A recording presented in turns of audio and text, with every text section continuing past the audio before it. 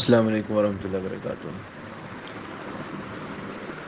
رسول اللہ صلی اللہ علیہ وسلم نے جس روزے کی فضیلت بیان فرمائی ہے کہ 2 سال کے گناہ معاف ہوں گے، وہ عرفے کے دن کا روزہ ہے، یوم العرفہ۔ تو عرفے کا دن جو ہے نا وہ عرفے کے دن کا جو ہے نا وہ تاریخ کا تعین کیا جائے گا کہ عرفے کے دن کو تاریخ کون سی بنتی ہے، وہ 9 ذی الحج بنتی ہے۔ تو 9 ذی الحج جس ملک میں جب ہوگی تبھی روزہ رکھا جائے گا۔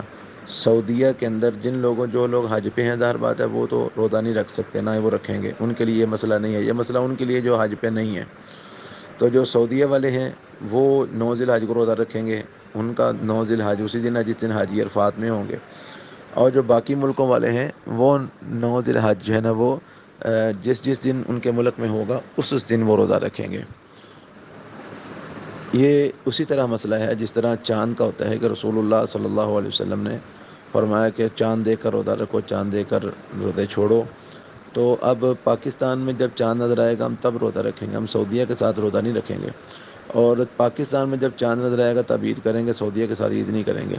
تو جس طرح چاند ہم اپنا دیکھ کے روزہ رکھتے ہیں اور عید کرتے ہیں، ایسے ہی جو ہے نا وہ چاند کے مطابق ہی ہمارے ہاں جب 9 ذی الحج یوم عرفہ ہمارے ہاں جب ہوگا تو اس دن ہم روزہ رکھیں گے۔ یاد رکھیے کہ اس روزے کا عرفات کے میدان سے کوئی تعلق نہیں ہے۔ اصل میں 9 ذی الحج معروف تھی عرب کے اندر یوم عرفہ کے نام سے، تو آپ نے وہ جو معروف نام ہے وہ لے دیا ہے کہ یوم عرفہ کا روزہ۔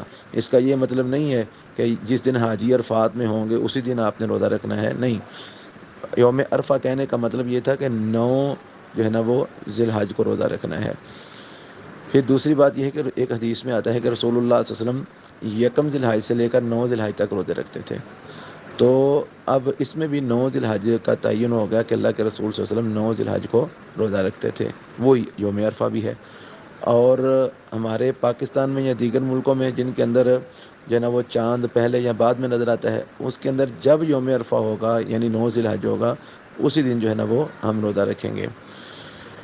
پھر جو لوگ کہتے ہیں کہ نہیں سعودیہ میں جس دن یوم عرفہ ہے اسی دن ہم نے روزہ رکھنا ہے، ان سے پھر یہ سوال ہے کہ کئی ممالک ایسے ہیں جن ممالک کے اندر جس وقت سعودیہ میں یوم عرفہ ہوتا ہے اس وقت وہاں پر راحت ہوتی ہے۔